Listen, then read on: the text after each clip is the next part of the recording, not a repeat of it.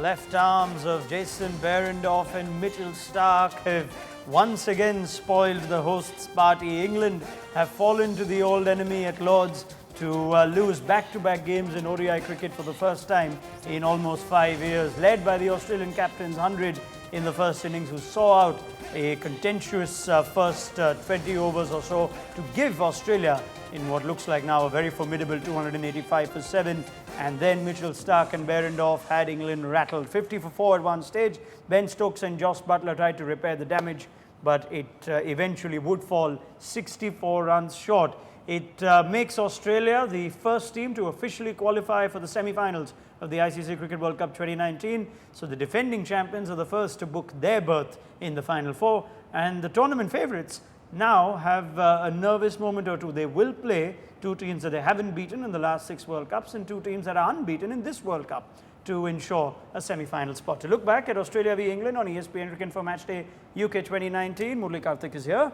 Rather pleased and I would say gracious in victory, Mike Hussey. And we will go to Mel Farrell and Graeme Swann in just a second too, once Mel's been able to put Swanee together. Mike Hussey, you must be very pleased with that performance. Oh, I thought it was an outstanding performance from Australia today. Very professional in all 3 facets of the game. I think 2 inspired selection calls. Bringing in Nathan Lyon, I thought he did a brilliant job. Obviously didn't get wickets, but he kept it really tight, made it difficult for the English batsmen to get away. Jason Behrendorff obviously getting 5 wickets, got that ball swinging. He did a fantastic job.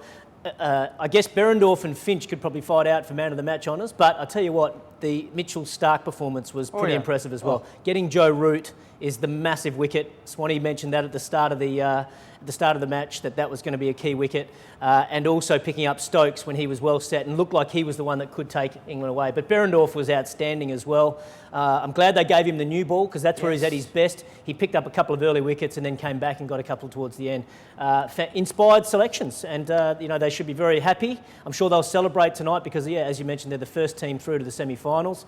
But they won't get ahead of themselves, and they shouldn't get ahead of themselves because there's still a long way to go in this tournament. And I guess from an England's perspective, they'll be really disappointed, but they're just going to have to pick themselves up and move on quickly. They're not out of this tournament by any stretch of the imagination, but obviously they're under a lot more pressure now. Have we seen the ball of the tournament? We'll talk about the game more in detail, but have you seen the ball of the tournament For me, so that far? is exactly what I thought, and that's exactly what I've asked people. Is that the ball of the tournament? Which one? The one which got rid of... Actually, both of them were brilliant deliveries. Joe Root, the way both of them beaten for pace. Top quality batsman, one well set. Obviously, one was early doors into his innings, but to get Joe Root with that kind of a delivery where his bat had not even come and the ball had gone and thudded onto the pads, and just this one, look at it. Oh, my From goodness. sideways, it's just snuck in, and you can see the disappointment on his face because he was batting beautifully. Well, Ben Stokes was there's batting... no shame in getting out to that. Two totally different deliveries. Obviously, exactly. one swinging back in late and sharp, and then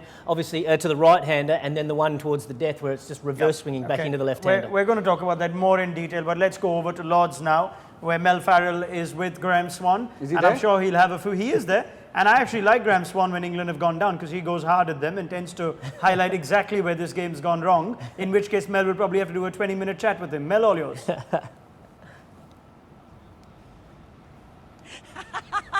Well, I don't know. He said he was going to be maybe doing a lot of dancing and no talking at the end of this. The feet are still. I reckon the mouth's ready to go, though. Yeah, well, Ronnie, you might like me when England lost, but I don't like you at all anytime. So, we have seen the ball of the tournament. Mitchell Starc to come in when Ben Stokes was set on 89 and playing so well. The last bastion of hope for England. That was an incredible delivery. Fast, late reverse swing to York.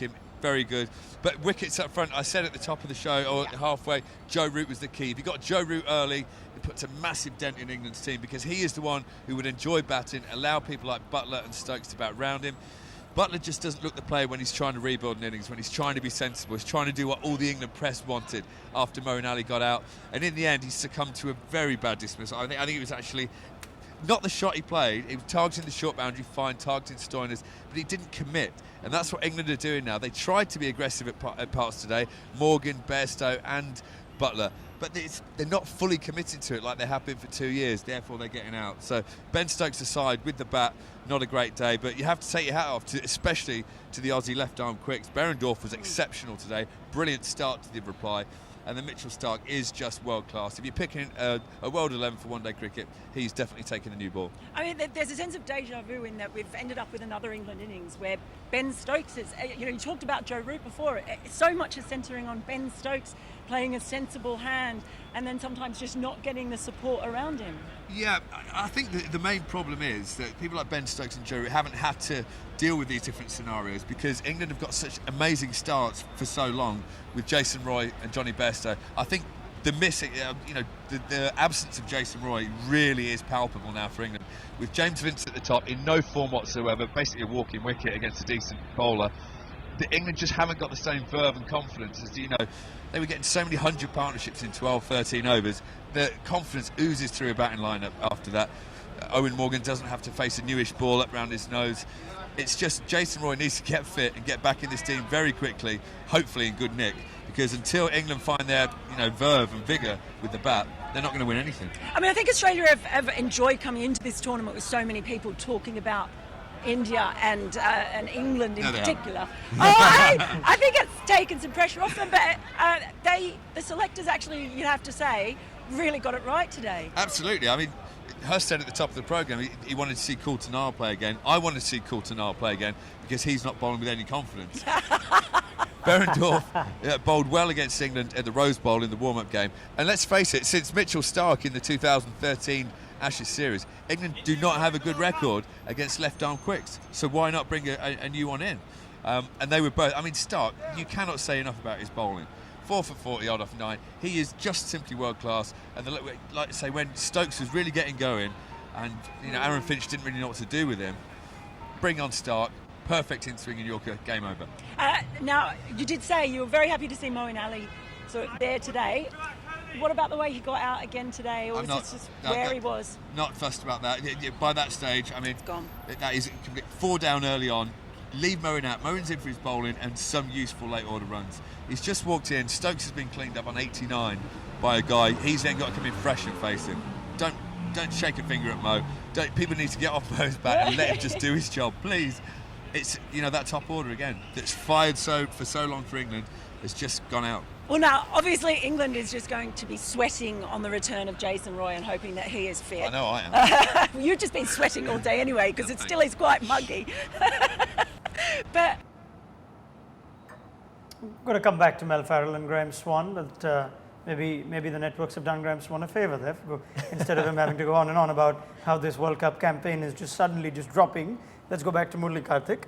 And in these back-to-back defeats, I think the one point that we're picking up from Swanee, in the absence of Jason Roy, some serious batting frailties that seem to have been exposed for England.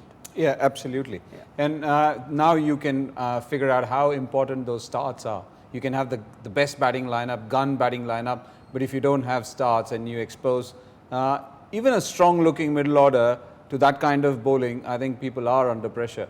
And that's why the question I was going to actually ask him before that line went off was, look, James Vince hasn't looked convincing for a long time. He talks about the fact that the mindset of English batting has not been brilliant so far. Wouldn't it have been a better chance? Look, we are all big fans of Moeen Ali. Put him up top, get Liam Plunkett in, more bowling options, more batting options, more wicket-taking options in the middle, and then, as he said, James Vince has been a walking wicket. Yeah, I think let's go back to Lords now, where Mel and Swanee are with us. The question being put, Can Mel, I ask him the same question? I don't know if you caught what Kartik said. The possibility of an out-of-form James Vince being left out and Moeen Ali being used at the top of the order, which opens up a slot for an added bowler in Liam Plunkett, perhaps. And possibly it could have been used for a very long time now, Swanee, because James Vince has looked like a walking wicket for a long time. 26, happy 20s don't actually signify this current English team the way they've played. Moeen Ali up top, Liam Plunkett as a wicket-taking option and also a batting option in the middle. I thought that would have been a better sense or a better team combination with Jason Roy being unfit.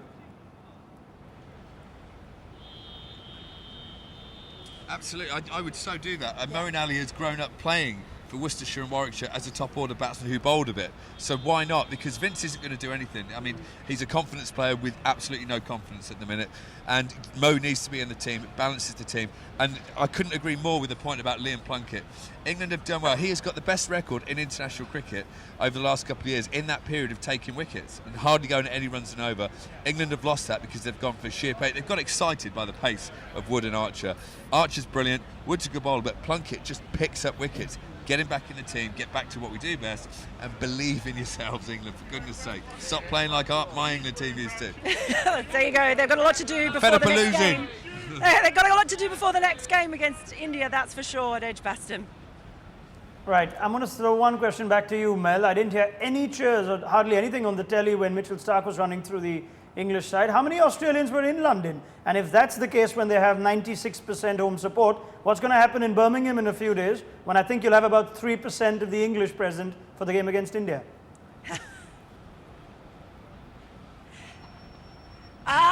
Yeah, probably I would bank on there being more Australian fans here today than there will be England fans at Edgbaston. We've just had someone stack it on the wall behind the caravan.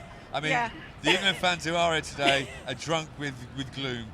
You're absolutely right, there are barely any Australians here today. England, it will feel like a hostile away game at Edgbaston, and that could be a good thing. Forget that you're at home, it's going to be all blue shirts in the crowd.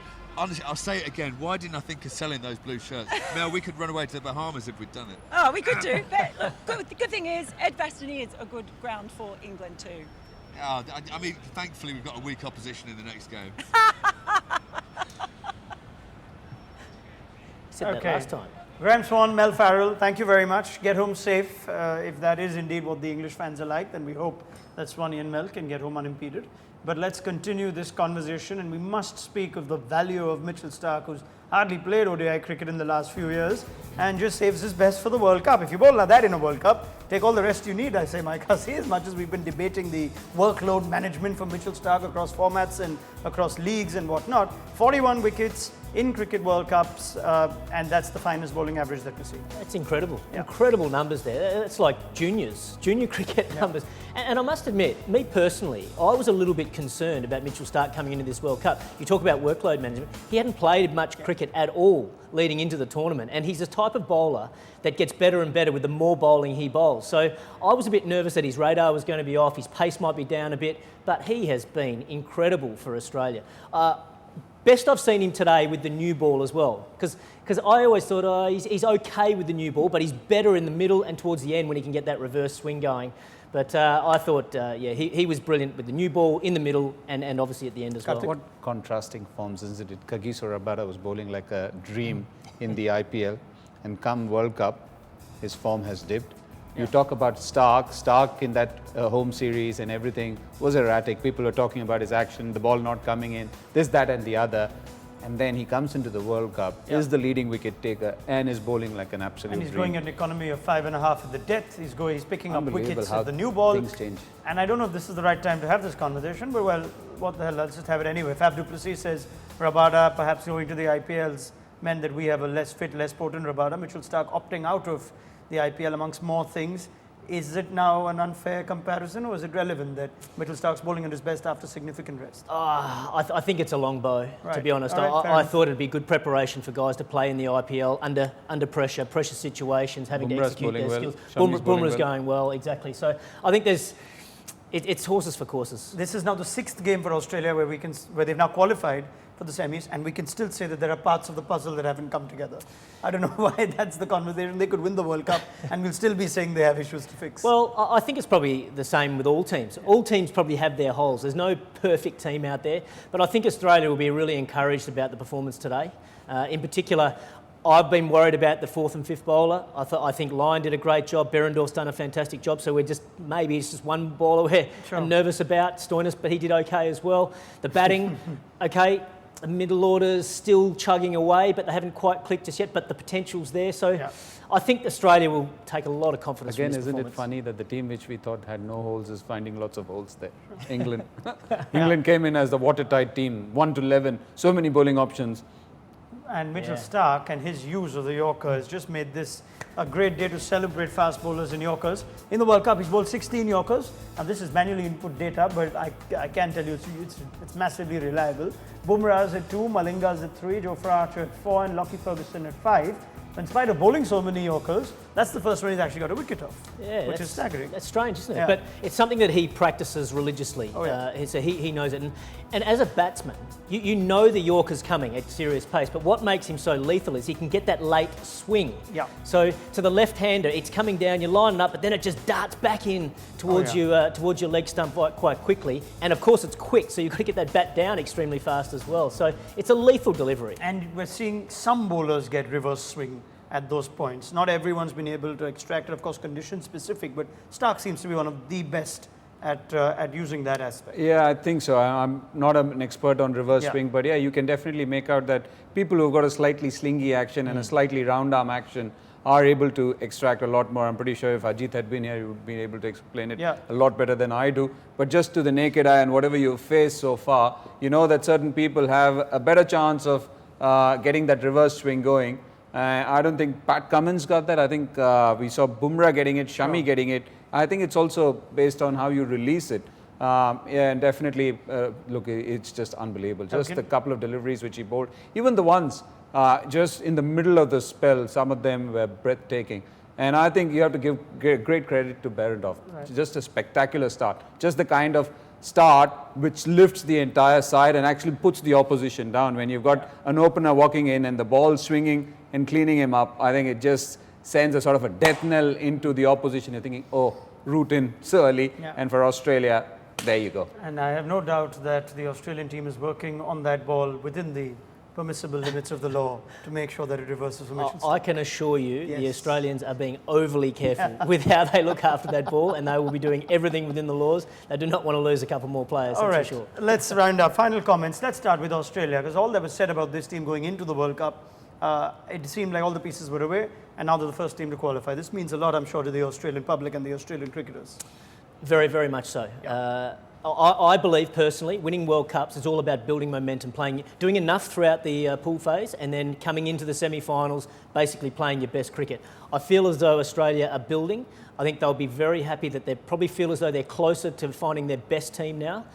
They've still got some room for improvement, which is exciting as well. So I think they'll be absolutely delighted about where they sit. And obviously, the first goal is getting through to the semi-final, so they'll be absolutely delighted about that too. Next step to try and finish top perhaps and send a statement to the rest of the tournament, and they are top for now on the World Cup points table, the Aussies. And England now, Kartik, you look at that, Bangladesh picking up the points yesterday, Pakistan in action tomorrow. If they manage to win that game, we're going to have two teams on 7. You'll have Sri Lanka who can get to 8 before England play next. Yeah, they definitely. There are teams breathing on their neck, and I hope so that they managed to find some reserve, because they were chirpy, they were cheerful. Even when there was doom and gloom and the wickets were falling, you could see the likes of Collingwood and Graham Thorpe and Captain Morgan. There was smiles, so hopefully it continues. Yeah. All right, gentlemen, that's been fun. Mike Hussey, a few texts tonight. Thoroughly enjoyed some of that. the Aussie boys. Definitely. And some of the English as well. Well, that was fun in the World Cup that you're supposed to be favourites. Long way to go. Long way to go. Sure. All right. Thank you very much to Michael Hussey, and thank you very much to Murali Kartik as well. This is where we leave our viewers in the Caribbean for the post-match presentation. It would be intriguing to find out what Owen Morgan has to say about back-to-back defeats now and where their World Cup campaign is. In a minute, in just a bit, you'll hear from both captains. It'll be with Michael Atherton at Lords. For viewers on ESPN Cricinfo, this is where we leave you as well. And we'll be back tomorrow for another massive game. That's New Zealand v Pakistan. Build up to that is going to be half an hour for the start of the game. Until then, from all of us, it's goodbye.